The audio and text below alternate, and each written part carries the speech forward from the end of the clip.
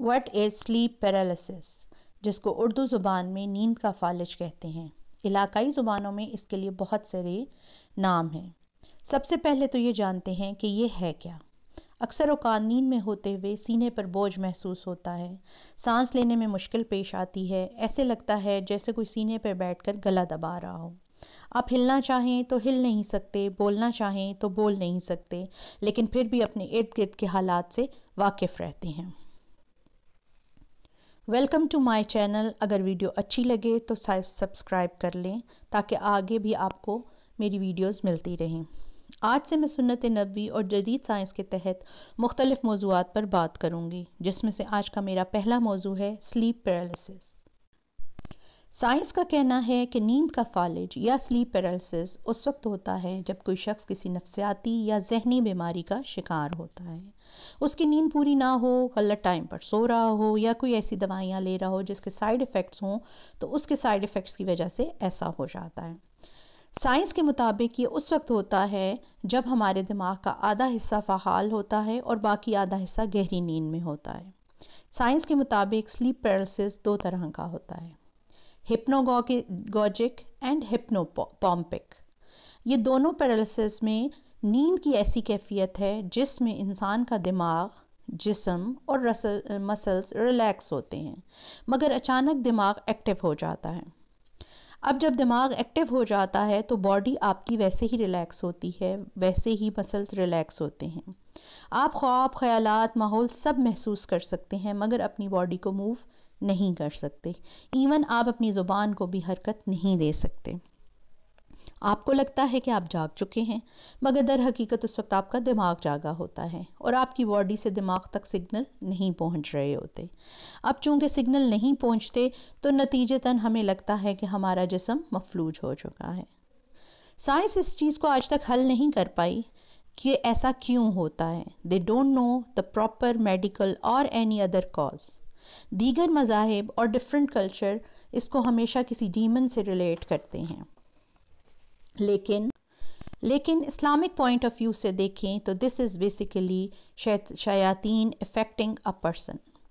جن ایسی مخلوق ہیں جن کو ہم محسوس کر سکتے ہیں مگر دیکھ نہیں سکتے۔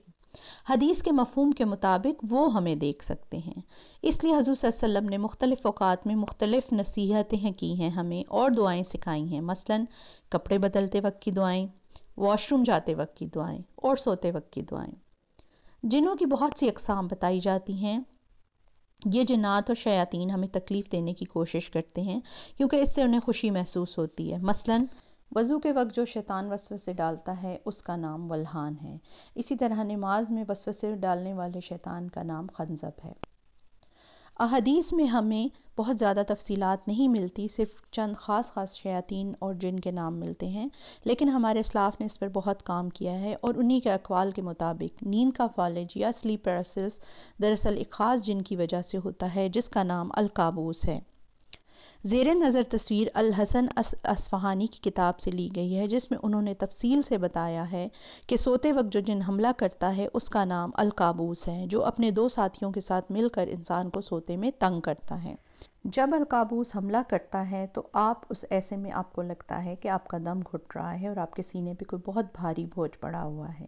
آپ ایسے میں کچھ پڑھنا چاہیں تو پڑھ نہیں سکتے، مگر یاد رکھیں جیسے ہی آپ کچھ پڑھنے کے قابل ہوتے ہیں، جیسے دعا یا کوئی قرآنی آیت یا آیت الکرسی وغیرہ، تو یہ بوجھ ایک دم سے ہٹ جاتا ہے، کیونکہ جب اللہ کا ذکر کیا جائے تو جن یا شیاطین وہاں سے بھاگ جاتے ہیں۔ اس کا ایک اور نام الجسوم بھی آتا ہے۔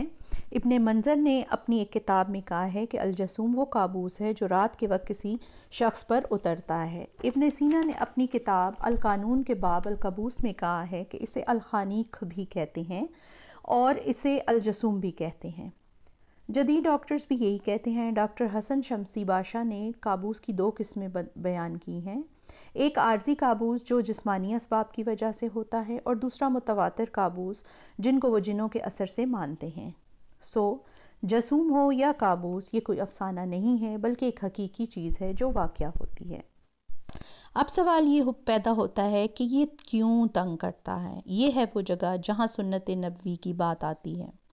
اگر ہم غور کریں تو ان تمام احادیث اور سنتوں پر جو حضور صلی اللہ علیہ وسلم نے بتائی ہیں تو پتہ چلے گا کہ وہ سائنس انہیں آج پروف کر رہی ہے۔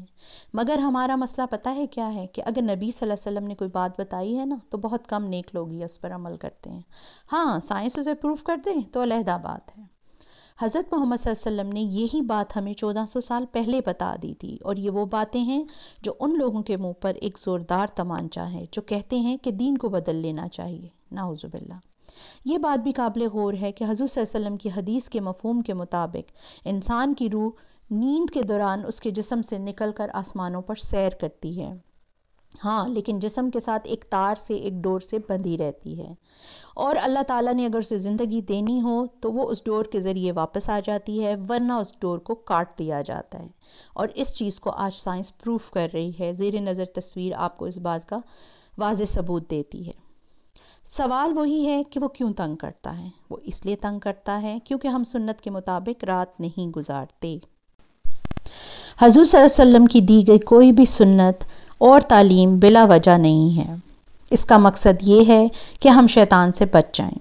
حضرت محمد صلی اللہ علیہ وسلم نے رات کو سونے کی جو سنتیں بتائی ہیں، آج سائنس اسے پروف کر رہی ہے۔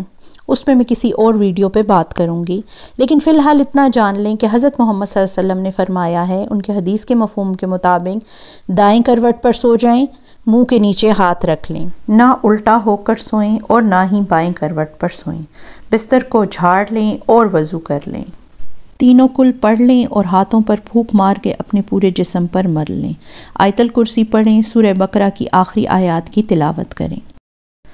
جب ہم رات کو یہ تمام اذکار اور خاص طور پر آیت الکرسی پڑھ کر سوتے ہیں تو اللہ تعالیٰ ایک فرشتے کو ہمارے حفاظت کے لیے مقرر فرما دیتے ہیں، وہ صبح تک ہماری حفاظت کرتا ہے۔ تو پھر آپ سوچیں، جہاں اللہ تعالیٰ نے فرشتہ مقرر کیا ہو وہاں کوئی جن کیسے آ سکتا ہے؟ اس کے علاوہ صبح شام کے اذکار کو اپنا معمول بنا لیں، ان کو بالکل بھی نہ چھوڑیں۔ صبح کے اذکار کریں، شام کے اذکار کریں، گھر میں داخل ہونے کی دعائیں، گھر سے نکلنے کی دعائیں، واش روم جانے کی دعائیں، واش روم میں داخل ہونے کی دعائیں۔ اس کے علاوہ جو دعائیں حضور صلی اللہ علیہ وسلم نے بتائی ہیں، جس میں اعوذ بکلمات اللہ التامات من شر ما خلق، بسم اللہ الذی لا یضر مع اسمہ شیء فی الارض ولا فی السماء وہو السمیع العلیم، اللہم عافنی فی بدنی، اللہم عافنی فی سمعی، اللہم عافنی فی بصری، لا الہ الا انت، اور اس کے علاوہ اور بہت سی دعائیں ہیں۔